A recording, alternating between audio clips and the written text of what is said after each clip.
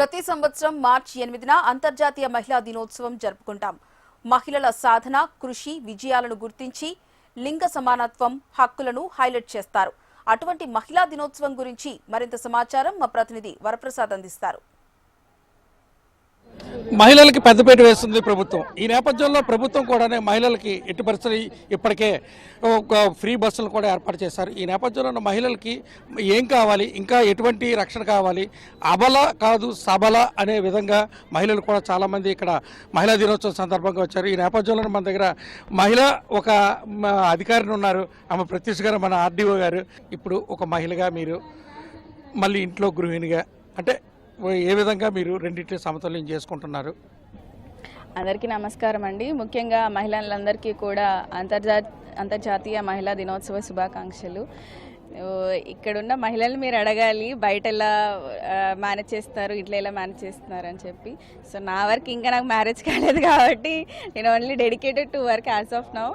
So నేను ఇక్కడ అందరి మహిళలకి చెప్పాలనుకుంది ఏంటంటే, ఇప్పుడు అన్ని స్కీమ్స్ వస్తున్నాయి, ఇంకా మహిళలు అన్నిటినీ యూటిలైజ్ చేసుకుంటున్నారు. ముందు కంటే ఇప్పుడు అవేర్నెస్ ఎక్కువ ఉంది, సోషల్ మీడియాలో కానీ ఎక్కడైనా కూడా ప్రతి రంగంలోనూ మహిళలు ఉన్నారు. సో ఇదే కంటిన్యూ అయ్యి ఇంకా ఇంకా అభివృద్ధి చెందాలని, ఇంకెంతో మంది మహిళలకి స్ఫూర్తి అవ్వాలని నేను కోరుకుంటున్నాను.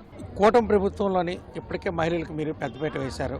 ఇంకా ఎటువంటి వీటిలోని మీ నియోజకవర్గంలోని మహిళలకి ఏ విధంగా ఉన్నత స్థానానికి పంపించే విధంగా మీరు ప్రణాళిక ఏమిటి చెప్పండి? నా నియోజకవర్గంలో కానీ భారతదేశంలోనే వికసిత్ భారత్ 2047 స్వర్ణాంధ్ర 2047 స్థాపనలో మనం ముందుకు వెళ్ళాలంటే గౌరవ ముఖ్యమంత్రి వర్యులు ఎప్పుడు ఆయన మనకు తెలుసు మహిళల పక్షపాతి. ఎన్డీఏ కూటమి ప్రభుత్వం కూడా ఏర్పాటైనప్పటి నుండి మహిళల కోసమే. రేపు ఈ కాన్స్టిట్యున్సీలు కూడా వీలైనంత మంది మహిళా సోదరీమణులకి పారిశ్రామికవేత్తలుగా, వాళ్ళని ఎంటర్ప్రెనర్స్గా తయారు చేయడమే నా యొక్క మెయిన్ ధ్యేయం. దానికోసం నిత్యం కృషి చేస్తున్నాం. వాళ్ళకి ఇంకా ప్రోత్సహించి మరిన్ని స్కిల్ డెవలప్మెంట్ ప్రోగ్రామ్స్ కండక్ట్ చేసి వాళ్ళని ఉత్తమ పారిశ్రామికవేత్తలుగా తీర్చిదిద్ది రాష్ట్రంలోనే కాదు దేశంలోనే మంచి పారిశ్రామికవేత్తలుగా ఇక్కడ నుండి ఎదిగారనేది చేయాలనేది నా మెయిన్ ఎజెండా.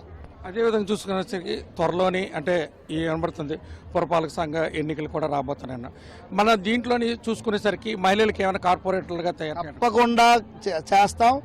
పురపాలకమే కాదు, మెయిన్ అసెంబ్లీ పార్లమెంట్లో కూడా 33% చేస్తే మాకు ఇప్పుడు 22 మంది మహిళల సోదరిమణులకు మేము సీట్లు ఇచ్చాం తెలుగుదేశంలో. రేపు రాబోయే రోజుల్లో 78 మంది మహిళా సోదరిమణులు అసెంబ్లీలో రిప్రజెంట్ చేయబోతున్నారు. సో ఇది కూడా రేపు రాబోతుంది. రేపు అంతా మహిళా లోకమే. మన సాంప్రదాయం, హిందూ సాంప్రదాయం కూడా పూర్వం నుండి కూడా మనం ఆడదే ఆదిపరాశక్తి అని మనం కొలుస్తున్నాం. ఒక స్త్రీ తల్లిగా, చెల్లిగా, అలాగే కోడలుగా, అలాగే ఎన్నో పాత్రలు పోషించి భార్యగా ఎన్నో పాత్రలు పోషిస్తారు. ఆడదే ఈ ఆధారం ఈ భూమికి, జగత్తుకి కూడా. సో వారికి ప్రధాన ఇచ్చినాడే మనకి మన ఈ హోల్ ఎగ్జిస్టెన్స్కి కూడా ఇది వెలుగు ఉంటుంది అనేది నగ్న సత్యం. ఇది విన్నారు కదా. రాబోయే రోజుల్లో అసెంబ్లీలో కూడా 75 మంది ఎమ్మెల్యేలు కూర్చోబెట్టే విధంగా మా ప్రభుత్వం కృషి చేస్తుంది. అదే ఆడదే ఆధారం. ఈ జగత్తు మొత్తం చూసుకునేసరికి ఆడది ఉంటేనే వెలుగు. అటువంటి ఆది పరాశక్తులైన ఈ ఆడవాళ్ళకి మహిళా దినోత్సవం ఈరోజు జరుపుకోవడం ఆనందంగా ఉన్నదని మాత్రం ఇక్కడ చెప్తున్నారు. ఇది శ్రీకాకుళం జిల్లాలో మహిళా దినోత్సవం సంబంధించిన తాజా సమాచారం. కెమెరామెన్ గోపితో వరప్రసాద్, HMTV.